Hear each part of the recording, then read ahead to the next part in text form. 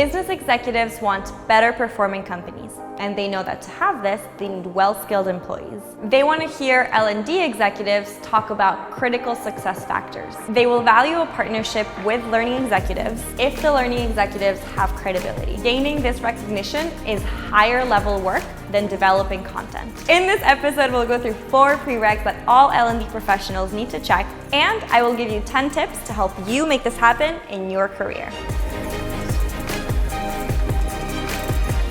Hi, I'm Maria from 360 Learning.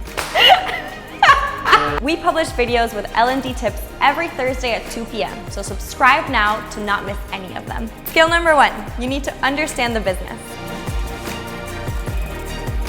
both the company itself and the industry in which you are. But how do you do that? Tip number 1, attend interviews. It's the best way to understand what skills each team is looking for concretely. Tip number 2, have conversations with different execs at different parts of the business. Set up lunch dates. Ask them to talk about themselves. Tip number 3, find out their pain points. Ask them what challenges they're facing every day and write them down. Tip number 4, don't be afraid to ask questions. You are not going to look dumb, and business executives will actually appreciate the fact that you're trying to understand what's happening in the business. Tip number 5, understand the language of the business, what's important to the business, and how the business makes money. Prereq number 2, you have to use data efficiently.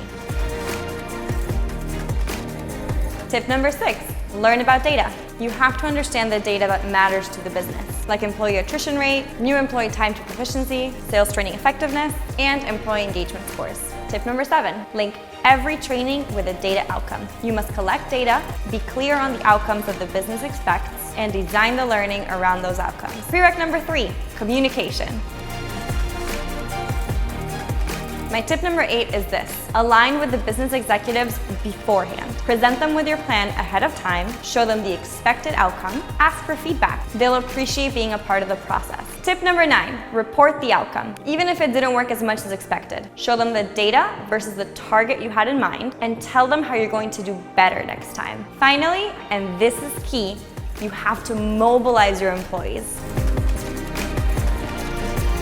Tip number 10, and this is the final one, work collaboratively with subject matter experts. For example, have your salespeople share best practices on how to sell products more effectively. By stopping top-down content, you will increase your engagement rates and your business results. That's it for today. If you apply all these tips, I promise you're going to be floored by how the business team perceives you. Let us know about the outcome. If you want to see an example of someone who's already done so, check out our video on Accor Hotel's Chief Learning Officer. She partnered with the business and got a seat at the table. And if you want to learn how it's been done at companies like McDonald's, Hilton, and eBay, we interviewed those CLOs and put it all in our ebook. Get it for free by clicking on the link in the description. See you next week. Don't forget to subscribe.